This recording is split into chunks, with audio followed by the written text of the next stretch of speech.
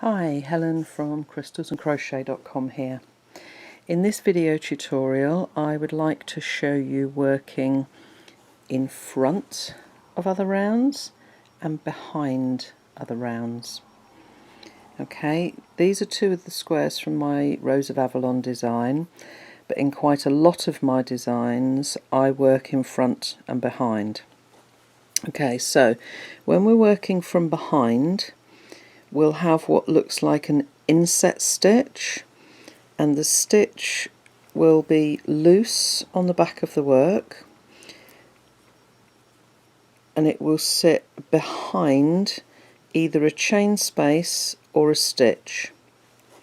When we're working in front of a row, the stitch will sit away from the rest of the work, although looking level, but we work in front of another row or a chain space. Okay, so that you can see there's a chain space in there and that stitch is worked in front of it. With a lot of my designs I'll also work into a chain space, so make a stitch in the chain space here, then make one either behind or in front and then carry on. Okay, so let me show you first of all working behind. Okay, now it really is absolutely as simple as it sounds. It's got a hair there. Right, okay, so let's just pop a standing single crochet in there just to start us off. So if we're going to work this corner and we want to make an inset stitch like we have here, so we're going to work from behind. So let me just make 2 single crochets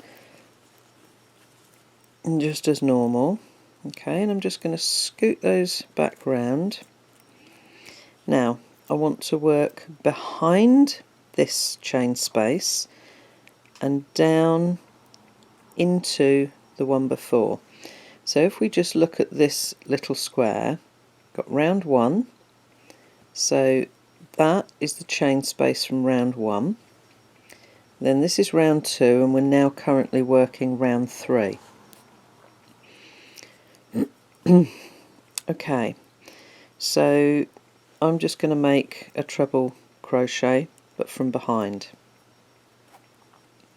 Okay, so exactly as it sounds, come behind your work, bring the hook through to the front, and as you push back you will automatically fold that round down.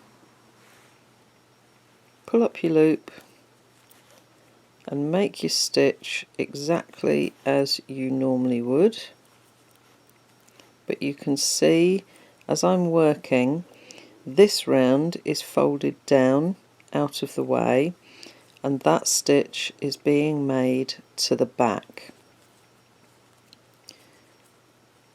It shows through from the front here but is behind that chain space. Okay, so let me just show you once more.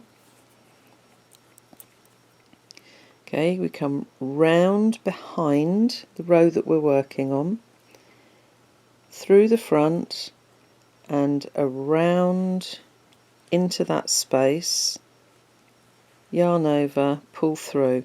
We've got this round folded down in front out of the way so that we can work behind it. Okay, and then let's just make another couple of quick stitches so that you can see that corner finished. Okay, so we've made stitches into the corner space and we've made one behind as well.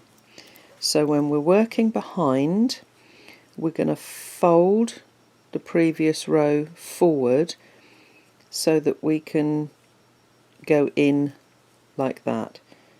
come forward, round, that row bends forward, and then we can pick up and work our stitch here behind the round. Okay, so that's working behind a row. Now let's look at working in front.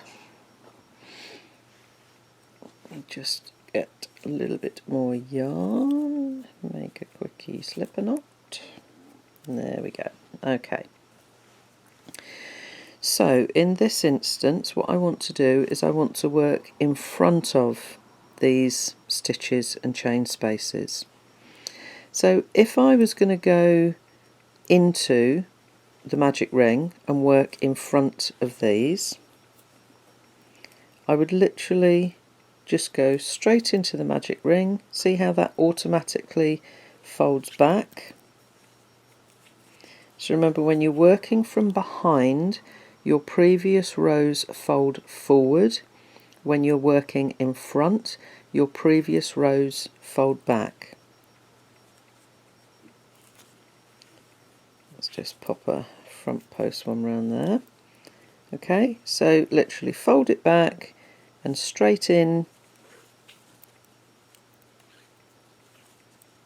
and make a stitch. Okay, so it's sitting in front of the rest of the work, effectively making another round on the surface of what you've done there.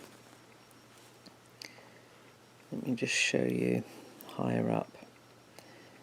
If I just pop a couple of single crochets in there just so that we can anchor it. Okay, so I've got a chain 2 space here, and I'm going to work in front of that chain 2 space and down into this chain 1 space. Okay, but exactly the same as I did with the corner, let me make a stitch into the chain space and then in front of the chain space. So we're going to come down and go in from the front, but it's very easy, look, to go straight through to the back and fold that chain and work over it. So we need to make sure that our hook comes up through there, leaving that chain space free at the back. And not getting all tangled up. There we go.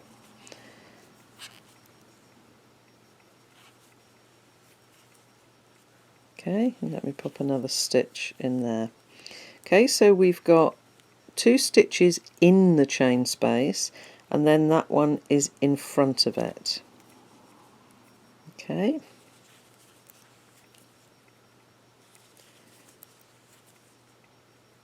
So when we're working in front, we're going to come down,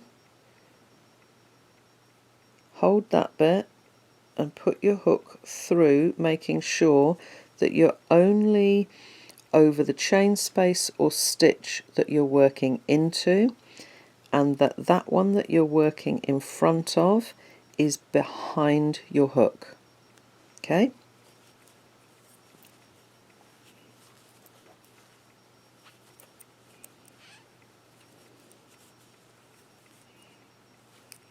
So it's behind your hook. And if I just pop a couple more in there and show you from the back. Okay, so this one we didn't make any stitches into the chain space, so the chain space is completely loose there on the back of our work. This one we made a single crochet either side of that front one, so we can hardly see the chain space at the back, but that gap there is where we've worked this stitch in front of that chain space. Okay, so it sits away at the front there. If you are going to work over the chain space, then it becomes included in the stitch. So if I was going to work over this chain space and make a single crochet in here, I would literally go straight through over the chain space and single crochet like that. Okay, so straight in there to the back, over that chain space. Okay, which then actually has the effect of bending those stitches and making them pop up. Okay, so that's working behind a stitch, where we're going to come from the back to the front and then from the front to the back. Working in front of a stitch, where we're going to come from the front to the back and then from back to front, making sure that that is behind our hook and that the hook is in front of it. Okay, so I hope they found that helpful, because I know I do include working in front and behind in a lot of my designs. Thanks for watching.